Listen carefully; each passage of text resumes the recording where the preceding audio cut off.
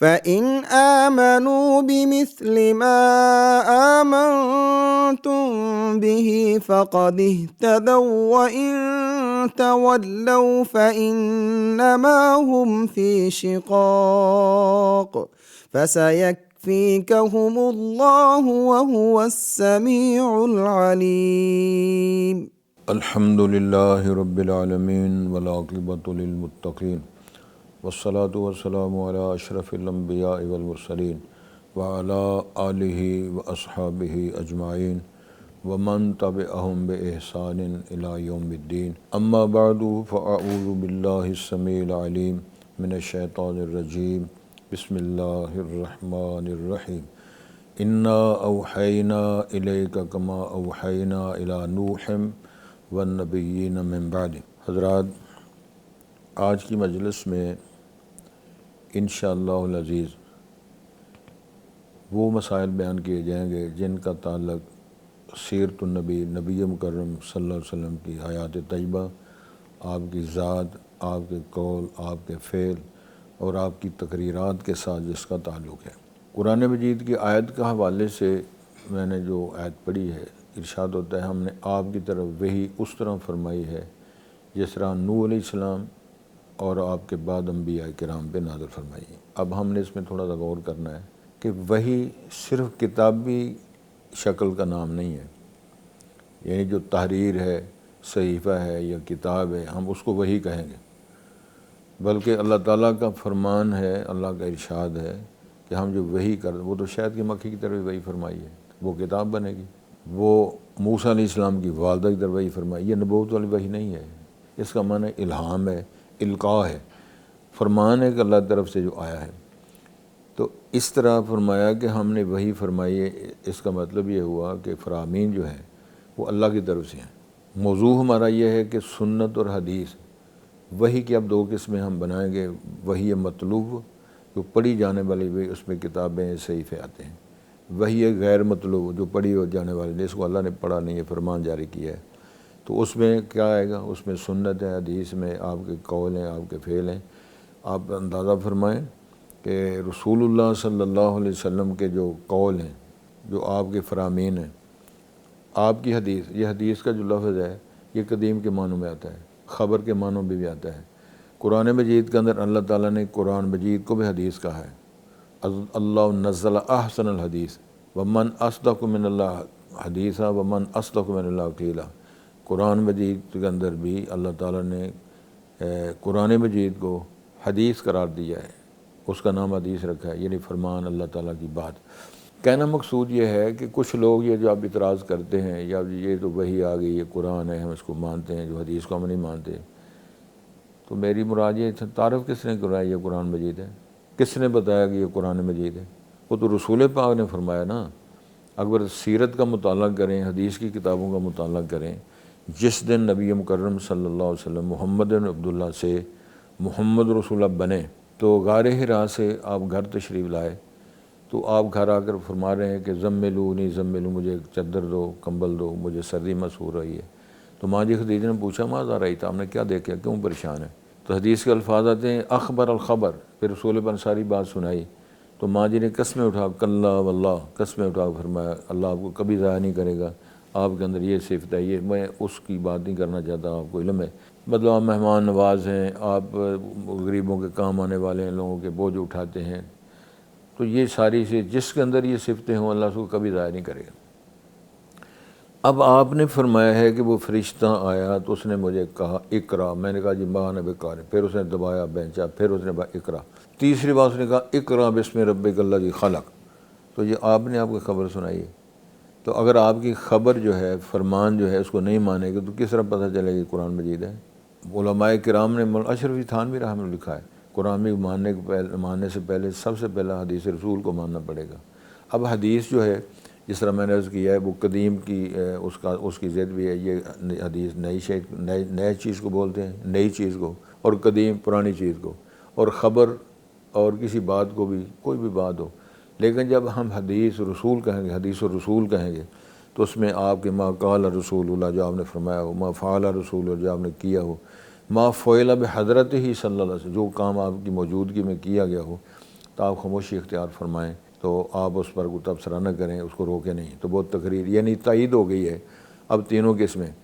تو میں سمجھتا ہوں کہ جو قول ہے، فعل ہے، تقریر ہے، یہ تینوں وحی ہے۔ دلیل کیا ہے؟ وما ینطق عن الہوا ان هو الا وحی یوحی، رسول پاک تو وحی کے علاوہ اس کی رہنمائی بولتے نہیں۔ تو نطق رسول، نطق رسالت جو ہے وہ حدیث بھی ہے، سنت بھی ہے، تقریر بھی ہے، اور اس کی تائید وحی ہے غیر مطلوب۔ اور میں اس میں جو آیت پڑھی تھی نا، اس پر ذرا غور فرمائیں کہ نوح علیہ السلام کو کتاب ملی نہیں، صحیفہ ملا نہیں، تو اللہ فرماتے ہیں جس طرح نوح علیہ السلام وحی فرمائے تیرے پار بھی ہم نے وحی اس طرح، اس کا معنی ہے آپ کے قول، آپ کے فعل، آپ کا سنت طریقہ جو ہے وہی ہے، اس کی مطابقت میں۔ کتنے نبی ہیں جن کو اللہ نہ صحیفہ دی ہے نہ کتاب دی ہے؟ اب ان کی وہ تعلیمات کیا تھیں؟ تعلیمات ہی احادیث تھی۔ میرا ایک چھوٹا سا سوال ہے، آپ پر غور فرمائیں کہ موسیٰ علیہ السلام کو تورات کتاب ملی ہے فرعون کو غرق کرنے کے بعد، وہ غرق ہو گئے ہیں، پھر اللہ تعالیٰ نے کوہ طور پہ بلایا تو کتاب تورات آپ کو دی، اگرچہ وہ کتاب اللہ کے ہاتھ کے لکھی ہوئی کتاب ہے، سلیٹوں پہ لکھی ہوئی کتاب ہے، لیکن سوال پیدا ہوتا ہے کہ فرعونی کس جرم کی پاداش میں غرق ہوئے تھے؟ وہ احادیث موسوی کے انکار میں غرق ہوئے تھے۔ موسیٰ علیہ السلام کی احادیث کا انکار کر کے فرعونی غرق ہو سکتے ہیں، تو رسول پاک کی حدیث کو انکار کر کے کوئی سزا نہیں ملے گی۔ تو مسئلہ ہم یہ بیان کر رہے ہیں کہ حدیث اور سنت یہ ایک ہی چیز ہے، اور یہ وحی ہے۔ جس طرح قرآن وحی ہے، اس طرح حدیث وحی ہے، اس کو ماننا پڑے گا۔ اگر نہیں بات سمجھ میں آتی ذرا غور فرمائیں۔ بلکہ قرآن مجید کے کچھ ایسے واقعات ہیں، ایسے مسائل ہیں جو اس سے پہلے حدیث کی روشنی میں عمل ہو چکے ہیں، قرآن بعد بھی تائید کرتا ہے۔ مثلا معراج کی رات نماز فرض ہوئی ہے تو آپ تشریف لائے ہیں، اگلے دن جناب جبرائیل آ کے جماعت بھی کراتے ہیں، نمازوں کے اوقات بھی بتاتے ہیں، وضو کا طریقہ بھی بتاتے ہیں، لیکن قرآن میں نہیں لکھا ہوا۔ اور وہ کتنے برس وہ وضو ہوتا رہا ہے۔ سن 6 ہجری میں آپ اندازہ فرمائیں کہ وہ وضو اور تیمم کی آیات آئیں، تو رسول پاک کی پہلے جو عمل تھا، کردار تھا، وہ چل رہا ہے، تائید بعد میں قرآن کے ذریعے ہوئی۔ چلیں اس بات کو رہنے دیں۔ نماز کی فرضیت کا اللہ تعالیٰ نے فرمان جاری کیا، تو قرآن میں کہاں لکھا ہوا کتنی رکعات تھیں، کس نماز کی کتنی رکعات ہیں، اس کی قیام کیا ہے، رکوع کیا ہے، ساری تفصیلات حدیث شریف کے اندر بیان آتا ہے۔ قرآن میں لکھا ہوا ہے، توجہ کریں جی، حج کریں تو کیا لکھا ہوا ہے، کہاں سے احرام باندھا ہے، احرام کہتے کسے ہیں، طواف کس طرح کرنا ہے، اور ڈیرا کہاں لگانا ہے، منا میں، عرفات میں یا وادی نمرہ میں، کیا ترتیب کہاں ہے۔ وہ تو رسول پاک کی سارا حج رسول پاک کی تعلیم، تدریس، رہنمائی کا نام ہے۔ آپ نے فرمایا تھا الحج وعرفہ، تو عرفات کے میدان میں کرنا کیا ہے؟ آپ اندازہ فرمائیں، نماز کوئی نہیں، نمازیں ادھر پڑھ لی ہیں ظہر اثر، اور ادھر کیا کرنا ہے، اعتراف کرنا ہے، اقبال جرم کرنا ہے۔ قرآن میں لکھا ہوا ہے فویل للمصلین، نماز جو آمدن لیٹ کرتا ہے اس کے لیے ہلاکت ہو۔ تو رسول پاک نے فرمایا کہ وہاں نماز پڑھنی نہیں، عرفات سے نکل کر مزدلفہ جا کے نماز پڑھنی ہے۔ قرآن مجید کا لکھا ہوا ہے کہ ان عدت الشہور عند اللہ 12 شہرا فی کتاب اللہ یوم خلق السماوات والارض منها اربعۃ حرم، یعنی 4 حرم والے مہینے ہیں۔ تو قرآن میں کہاں لکھا ہوا ہے وہ 4 کون کون سے ہیں؟ سب کچھ حدیث شریف کے اندر آتا ہے۔ تو حدیث سند ہے اور یہ وحی ہے، اس کے ذریعے زکوٰۃ کی فرضیت کا بیان قرآن میں ہے، کب زکوٰۃ دینی ہے اور جن کو دینی ہے اس کا ذکر قرآن میں آ گیا، لیکن کس شے پر کتنی کیا ریشو بنتا ہے ساری تفصیلات حدیث شریف میں ہیں۔ تو گزارش کرنا مقصود یہ ہے کہ سنت اور حدیث یہ باقاعدہ وحی ہے، وحی غیر مطلوب ہے، اور رسول پاک کی زبان سے نکلنے والی سارے جملے ہیں، آپ کا فعل ہے، اور آپ نے جو تائید فرمائی ہے یہ تائید ہوتی ہے سارا یہ۔ بلکہ قرآن مجید کے اندر تو بڑا خوبصورت اللہ تعالیٰ نے ایک فرمان جاری کر دیا، ما آتاکم الرسول فخذوہ وما نہاکم عنہ فانتہوا، جو تمہیں رسول پاک دیں، اس کے 2 معنی ہیں۔ ما امرکم، اس کا یہ معنی ہے ما آتاکم رسول، یعنی ما امرکم، جو حکم کریں وہ مان جاؤ۔ دوسرا معنی ہے کہ اگر غنائم کی تقسیم کے سلسلے میں جو رسول پاک آپ کو دیں وہ لے لو، جیسے روکیں رک جاؤ۔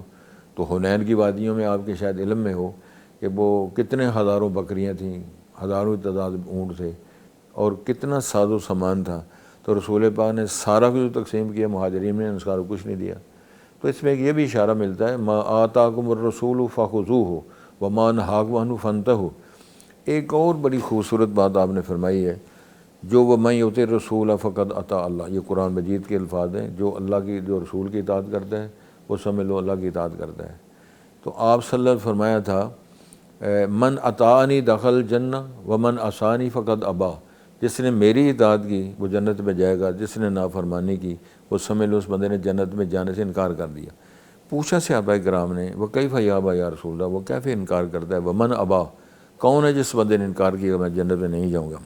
تو آپ نے ارشاد فرمایا تھا من اطاعنی دخل الجنہ، جس نے میری اطاعت کی ہے وہ جنت میں جائے گا، ومن عصانی، جس نے نافرمانی کی ہے فقط ابا، اس بندے نے سمجھ لو جنت میں جانے سے انکار کر دیا۔ تو میں پہلے بھی عرض کر چکا ہوں محمد فرق بین الناس، نبی مکرم صلی اللہ علیہ وسلم کی اطاعت ہے، فرمان ہے، ذرا غور فرمائیں قرآن مجید کے حوالے، فلا وربک لا یؤمنون حتی یحکموک فیما شجر بینہم ثم لا یجدوا فی انفسہم حرجا مما قضیت ویسلموا تسلیما۔ اے محمد کریم صلی اللہ علیہ وسلم، مجھے تیرا رب ہونے کی قسم، جب تک اپنے تمام جھگڑوں میں عامل معاملات میں آپ کو جج اور قاضی نہ بنا لیں اس وقت آپ مومن نہیں ہو سکتے۔ پھر اس فیصلے کو تسلیم کریں، ویسلموا تسلیما، ثم لا یجدوا فی انفسہم حرجا مما قضیت، کوئی حرج کو الجھن کو دباؤ ذہن میں نہ رہے، اس طرح مان جائیں جس طرح مان جائے حق ہوتا ہے۔ جب تک یہ معیار نہیں قائم ہوتا وہ مومن نہیں ہوتے۔ وما کان لمؤمن ولا مؤمنۃ اذا قضى الله ورسوله امرا ان يكون لهم الخيرۃ من امرهم، یہ ساری تائید سنت کی حدیث کی تائید ہو رہی ہے۔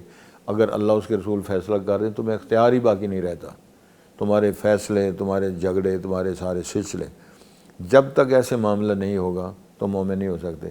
تو قرآن مجید تائید کرتا ہے، بلکہ ایک اور بڑا خوبصورت تبصرہ قرآن مجید اللہ نے فرمایا ہے، ان الذین یبایعونک انما یبایعون اللہ، اے نبی محترم جو تیرے ہاتھ پہ بیعت کر رہے ہیں وہ تو اللہ کے ہاتھ پہ بیعت کر رہے ہیں۔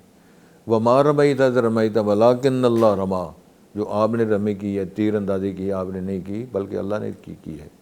تو وہ جو بیعت ہو رہی ہے اس میں کیا ہے، نیچے نبی کا ہاتھ ہے، اوپر صحابہ کا ہاتھ ہے، اوپر اللہ کا ہاتھ ہے، ید اللہ فوق ایدیہم، اللہ تعالیٰ نے تبصرے فرمایا ہے۔ اور رسول کریم صلی اللہ علیہ وسلم کے بارے میں اللہ نے جو فرما دیا ہے من یطع الرسول فقد اطاع اللہ، اس کا یہ قطعا مطلب یہ ہے کہ نبی کا موقف اور ہے، رسول پاک اللہ کا موقف اور ہے۔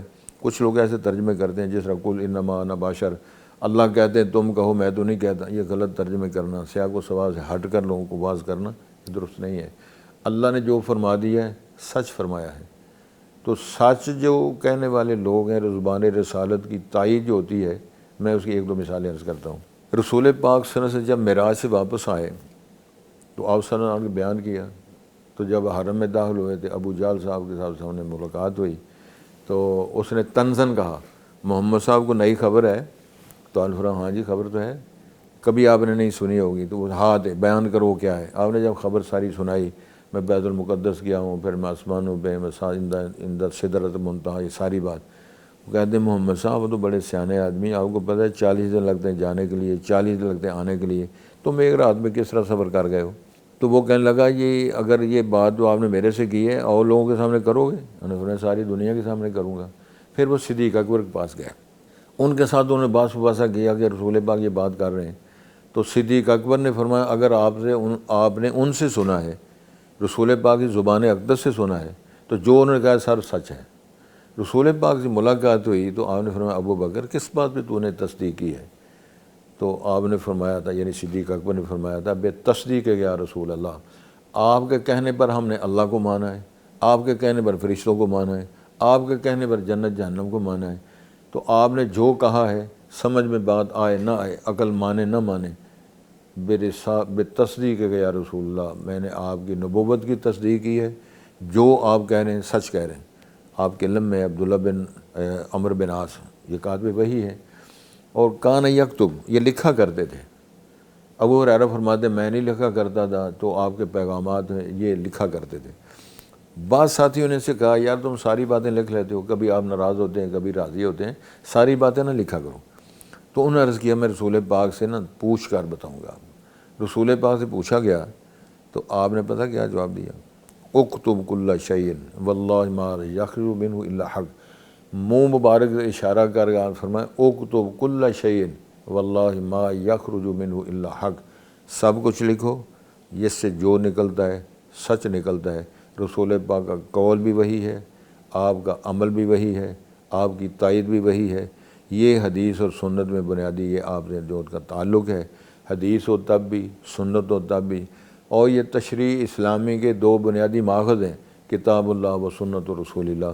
یہی وہ بات تھی جو آپ نے فرمایا تھا زندگی کے آخری لمحات میں، ترکت فی امرین کتاب اللہ و سنتی، میں دنیا سے جا رہا ہوں، دو چیزیں تو میں دے کے جا رہا ہوں، ایک اللہ کی مقدس کتاب ہے، ایک رسول پاک کی حیات تجربات ساری سیرت پاک ہے، جو آپ کا عمل ہے، آپ کا کردار ہے، آپ کا پریکٹیکل جو لائف ہے، اس کو فالو کرو تو یہی سنت ہے، یہی حدیث ہے۔ اور یہ ماخذ اسلامی، تشریع اسلامی کا دوسرا ماخذ ہے کتاب اللہ سنت رسول۔ غور ذرا فرمائیں، جہاں کہیں آپ جھگڑا دیکھیں، فساد دیکھیں، اختلافات دیکھیں، تو آپ غور کریں گے تو آپ کو پتہ چلے گا یا کتاب اللہ کی مخالفت ہوئی ہے یا رسول پاک کے فرمان کی مخالفت ہوئی ہے۔ یہ کبھی نہیں ہو سکتا کہ اللہ کا قرآن اور کلام کی موافقت کی جائے اور رسول پاک کی حدیث، فرمان اور عمل کی موافقت کی جائے، پھر جھگڑا اور فساد ہو، یہ نہیں ہو سکتا۔ اگر آپ نے دنیا میں کامیاب ہونا ہے تو کتاب اللہ سنت رسول یہی ماخذ ہیں، یہ دونوں مرکز ہیں۔ رسول پاک کی زندگی کے سارے معاملات کو، قول فعل کو چھوڑ دیا جائے تو باقی کیا رہ جائے گا؟ تعارف بھی یہی کرایا ہے، رسول پاک کی زبان رسالت نہیں، تعارف قرآن مجید کا کروایا ہے، فرشتوں کا کروایا ہے، اور انجیل تورات کا کروایا ہے۔ قرآن مجید و آیت اللہ کی کتاب ہے، رسالت ماں کو دل پہ نازل ہوا ہے۔ تو موضوع یہ تھا کہ ہم نے وہی فرمائی ہے، تو ہم سے مراد کیا؟ اللہ تعالیٰ فرما رہے ہیں ہم جبریل امین کے ذریعے نزل بالروح الامین علی قلبک برسالہ وہ بلسان عربی مبین، زبان عربی ہے، کتاب ہے، اللہ نے نازل فرمائی ہے۔ تو آپ کے دل پر یہ ثبت ہوا تو آپ نے بیان فرمایا نا کہ یہ کتاب اللہ ہے، یہ اللہ کا فرمان ہے، یہ فلان صورت نازل ہوئی ہے۔ اس میں ایک اور چھوٹی ساری بات ذہن نشین فرمائیں۔ قرآن مجید کی 114 صورتوں میں ایک ایسی صورت ہے جس کو سورۃ توبہ اور البرات بھی کہتے ہیں۔ سورۃ البرات یا سورۃ توبہ ایک ہی صورت کے دو نام ہیں۔ اس کے ابتدا میں بسم اللہ الرحمن الرحیم لکھی ہوئی۔ کتنے مشائخ ہیں، کتنے علماء ہیں، کتنے فقہاء ہیں، محدثین ہیں، اس سورت سے پہلے بسم اللہ کیوں نہیں لکھواتے؟ کام اچھا ہے، بسم اللہ شریف بھی ہے، لکھاتے کیوں نہیں؟ وہی لانے والے نے نہیں قرات کی، تو اس نے بتایا کہ جب اللہ نے مجھے فرمایا، اللہ نے نہیں پڑھی، رسول پاک نے فرمایا، نہ رسول پاک صحابہ نے فرمایا، رسول پاک نے پڑھی ہے۔ تو اس کی یہ دلیل ہے کہ رسول پاک نے جو وحی ہے، انا نحن نزلنا الذکر و انا لہ لحافظون، اس کی محافظت کا، حفاظت کا ذمہ اللہ نے اٹھایا ہوا ہے۔ جس طرح نازل ہوا ہے اسی طرح رسول پاک نے کاتبین وحی سے فرمایا ہے، تو کاتبین وحی نے اسی طرح لکھوایا ہے، وہ کتاب ہم تک محفوظ ہے۔ تو موضوع بحث یہ ہے کہ جو رسول پاک فرمائیں، جو رسول پاک کر کے دکھائیں، صلو کما رأیتمونی اصلی، رد و بدل نہیں، دین سازی کی کسی کو اللہ نے اجازت نہیں دی۔ تو حدیث اور سنت، جو سنت طریقہ رسالہ مار فرمایا من احدث فی امرنا ھذا ما لیس من، جو دین کے معاملے میں معاملہ کو شروع کرے جو دین کے اندر نہیں، رسول پاک نے کیا نہیں، فرمایا نہیں، اجازت نہیں دی، تو مسترد ہے، اس کی کوئی حیثیت نہیں، نہ وہ نیکی شمار ہوگی، نہ وہ دین شمار ہوگا۔ اور کئی لوگ کہہ رہے ہیں، بلکہ فرمایا کہ من سنت سنتن حسنتن، تو یہ لغوی ترجمہ ہے، جو طریقہ نیا کو شروع کرے، اگر اس کا ترجمہ سنت والا دیں تو آپ نے فرمایا کہ وہ کیا دوسرا، من سنت سنتن سیئتن، کبھی سنت بھی بری ہوئی ہے، اور کل بدعت ضلالہ، اور کل ضلالۃ فی النار، تو کیا ضلالت حسنہ بھی ہوئی کبھی، یعنی ضلالت حسنۃ، یہ لغوی ترجمہ ہے اس کا۔ تو فرمایا کہ جو ایک اچھا طریقہ پیش کرتا ہے دین اسلام کے اندر، دین اسلام مخالفت نہیں، تو اس کو فلاح اجر من عمل بہا، جو اس کو بھی اجر ملے گا اور اس کرنے والے کو، اور جو عمل کرے گا الی یوم القیامہ ان کو اجر ملتا رہے گا۔ لیکن جو رسول پاک وَمَن یُشَاقِقِ الرَّسُولَ مِن بَعْدِ مَا تَبَيَّنَ لَهُ الْهُدَىٰ وَيَتَّبِعْ غَيْرَ سَبِيلِ الْمُؤْمِنِينَ، مومن کس کو اللہ نے کہا ہے؟ صحابہ کرام کو۔ جو رسول کی مخالفت کرتا ہے، صحابہ کرام مومنین کے راستے سے الگ ہو کے چلتا ہے، تو ارشاد فرمایا نُوَلِّهِ مَا تَوَلَّىٰ وَنُصْلِهِ جَهَنَّمَ وَسَاءَتْ مَصِيرًا، پھر اللہ ارشاد فرماتے ہیں ہم اس کو اس طرح سے چلا کے ہم نے اس کو جہنم میں داخل کر دیں گے۔ تو اصل مسئلہ یہ کیا سامنے آیا کہ رسول پاک کی سنت، رسول پاک کا طریقہ، آپ کا عمل۔ میں ایک چھوٹی سی مثال دیتا ہوں۔ رسول پاک تشریف فرمائے مسجد نبی میں، ایک بندہ اس نے نماز پڑھی، نماز پڑھ کے فارغ ہوا، رسول پاک سے اجازت لے سلام کرتا ہے، آپ نے فرمایا ارجع فصلی فإنک لم تصلی، اس بندے نے نماز پڑھی ہے، آپ نے فرمایا کہ آپ چلا جا، واپس ہو جا، تو نماز نہیں پڑھی۔ اس نے کوئی اعتراض نہیں کیا، پھر شروع ہو گیا، اس نے نماز پڑھی، پھر فارغ ہوا، 2-3 بار ایسے ہوا۔ آخر میں وہ کہتا ہے اللہ کے رسول علیہ السلام اس سے بہتر میں نہیں پڑھ سکتا، میری رہنمائی فرمائے۔ پھر آپ نے فرمایا اس طرح قیام کرنا ہے، اس طرح نماز شروع کرنی ہے، اس طرح رکوع ہے، اس طرح سجدہ ہے، اس طرح بین سجدتین ہے۔ یہ ساری چیزوں کو ماننے والا جو ہے وہ مسنون طریقہ، وہ سنت کہلائے گا، حدیث کے مطابق موافقت والی بات کرے گا، اور رسول پاک کی شان عظمت فرمان کے مطابق عمل کرنے والا ہوگا۔ اس کے اندر جو رد و بدل کرے گا تو ظاہر ہے وہ مخالفت رسول ہوگی۔